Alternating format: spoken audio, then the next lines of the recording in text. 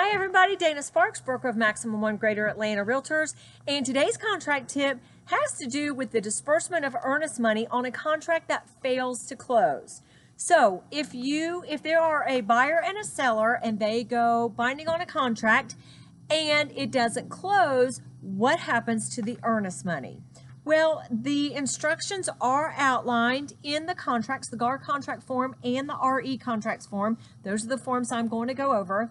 And there are license law provisions regarding earnest money and a broker holding the earnest money. So the first thing is that license law states that a broker holding earnest money does not have to disperse those funds until it has actually cleared their account. So first of all, if a party terminates and they want the earnest money back and it hasn't cleared the account yet, there is no obligation for the broker to disperse those funds at that point.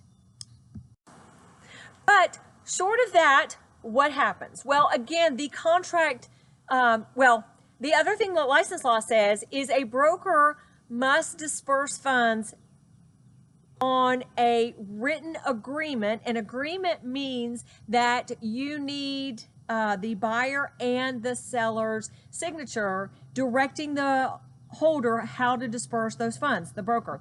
You must get written agreement on a document separate from the document that directed the broker to hold the money in the first place. In other words, the purchase and sale agreement and all the contingencies agreed upon by the buyer and the seller in and of itself is not enough for a broker to disperse those funds if a contract fails to close. You need separate written agreement on a separate form, what we lovingly refer to as the T&R, and actually it's the R part or the release part after a contract has been terminated.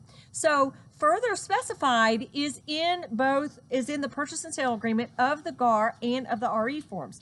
So in the purchase and sale agreement, it is in purchase and sale agreement form F201 under the paragraph of earnest money, specifically, and that is paragraph B7. And then I'm going to discuss paragraph B7B, disbursement of earnest money, C, interpleader, and hold harmless. In the RE forms contract package, it is all outlined in the standard terms, which is RE1, and it is under paragraph 3.4, disbursement of earnest money if held by escrow agent.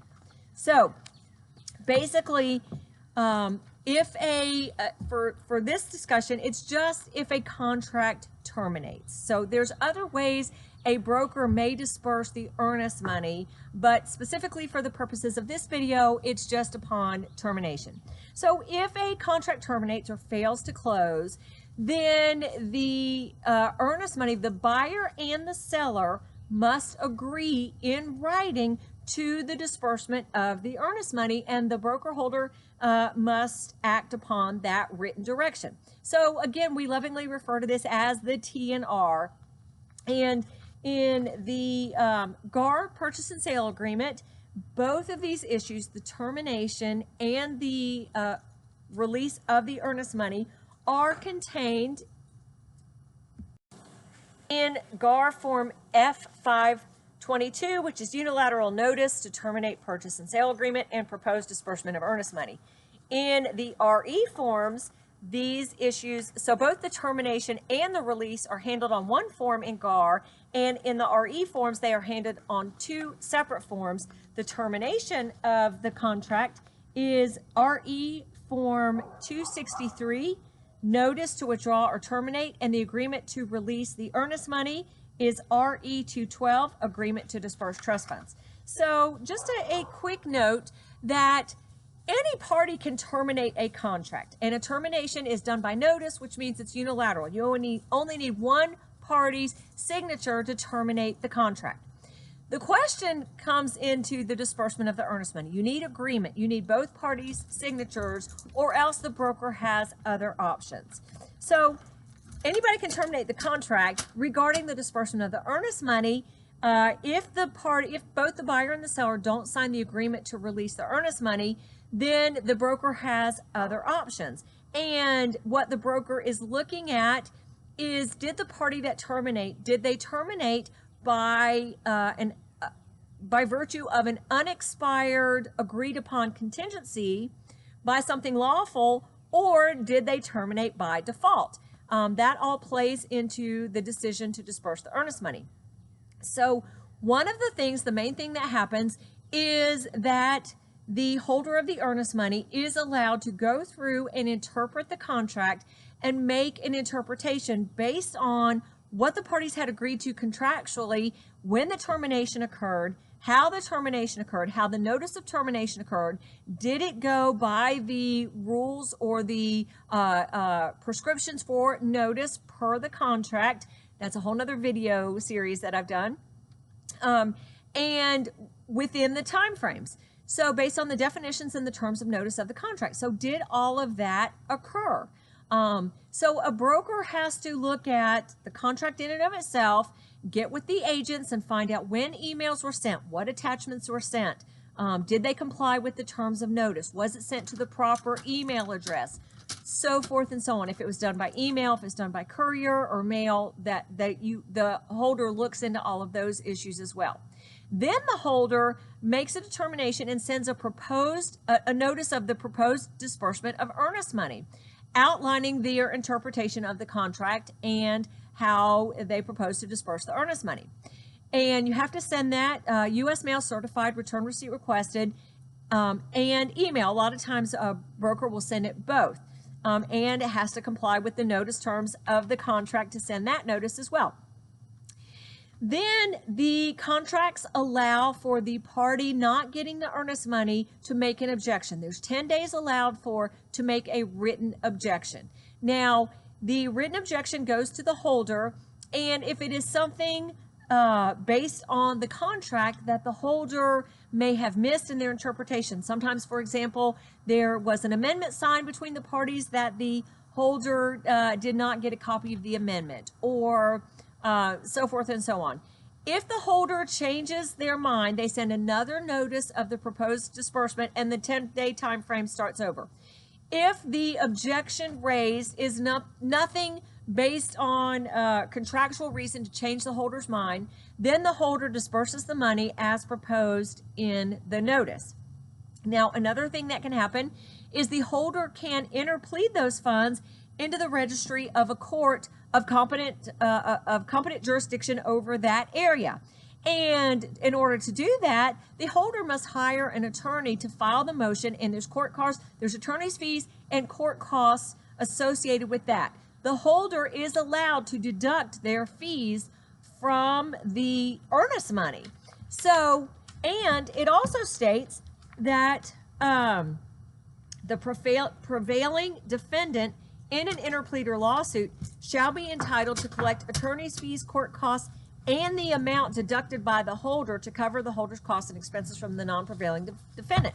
In other words, the party that wins in an interpleader suit can also collect their court costs from the party that didn't win. So an interpleader action can be extremely expensive because of the fees that are involved in doing that, and very time intensive as well.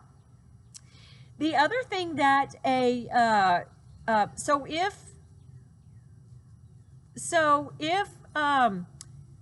holder cannot make a contractual decision, it's too legally complicated, even if it's too much money, the holder does have the option of interpleading the contract.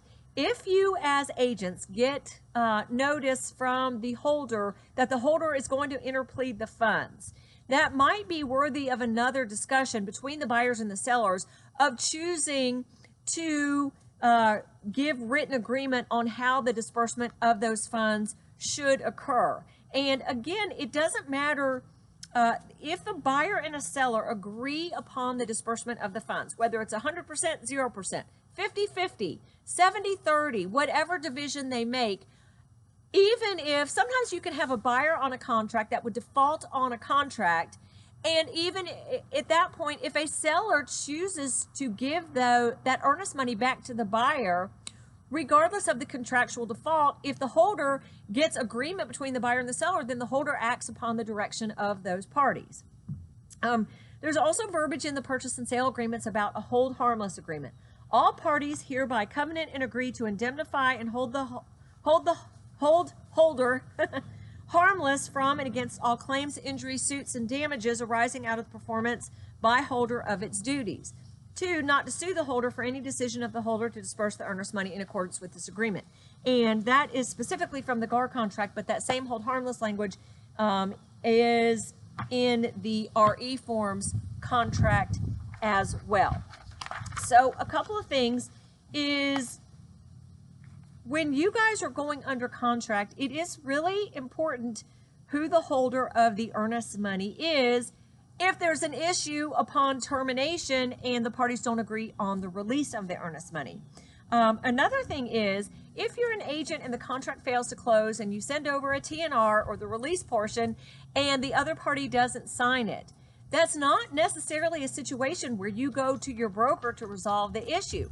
It is only the holder of the earnest money that is allowed, or the escrow agent, as that term is used in the RE forms contract, that makes this interpretation and sends this letter. So it's not your broker if your broker's not holding the earnest money.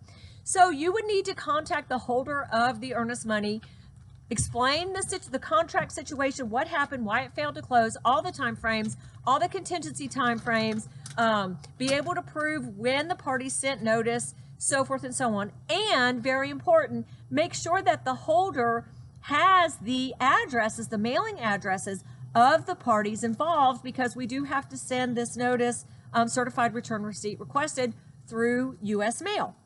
So there is a lot to earnest money. And the other thing is, if a party doesn't sign, let's say, for example, you could have a buyer that does terminate a contract prior to the expiration of an agreed upon contingency, let's say due diligence.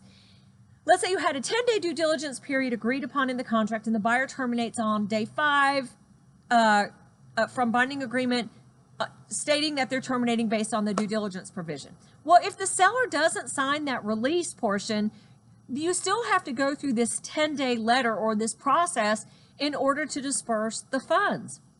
So be very, very careful, buyer's agents, when you're working with a buyer and they're writing a check for earnest money, and you say it's completely protected by these contingencies, you'll get it back. Well, they think that means they're going to get it back immediately.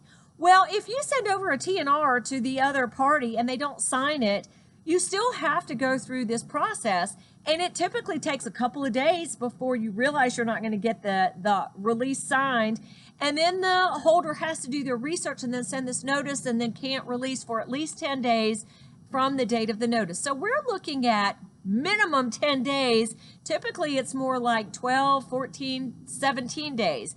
And in the meantime, if that buyer wants to write an offer on another property, seller number 2 is also going to want earnest money. Well, this earnest money is tied up, and you cannot use this earnest money for another contract. It is tied up until it is released by the holder of those funds. So that's one thing to consider. The other thing to consider is if you are having a closing attorney as the holder of the earnest money. Now, in the GAR forms, there are forms for the closing attorney to sign, stating that they agree to fulfill all the responsibilities of holder. This being one of them is interpret the contract and send the notices, so forth and so on, if there is a termination and a release agreement is not signed. If you go binding under the RE contract forms, there is no such document at this point pre-printed by that forms committee where an attorney does agree to fulfill the responsibilities as escrow agent of the earnest money. So that means that all of that I just explained and all of the information in the purchase and sale agreements and the standard terms where it talks about the disbursement of earnest money, if the holder is not one of the brokers and it's a closing attorney and you're binding under the RE forms contract, the closing attorney does not have to comply with the responsibilities of holder per the contract because they're not a party to the contract and they don't sign the contract. So that's something to keep in mind on the RE forms. On the GAR forms, if you specify a closing attorney to be the holder of the earnest money, make sure they sign that form agreeing to fulfill the responsibilities of the holder of the earnest money. I think that's that's it. Thank you guys so much for watching. Hope this contract tip helped you out. Please take classes on the contracts. Please read through those sections in your purchase and sale agreements. Thanks for watching. Dana Sparks, broker of Maximum One Greater Atlanta Realtors, satisfying your needs with service, innovation, and education.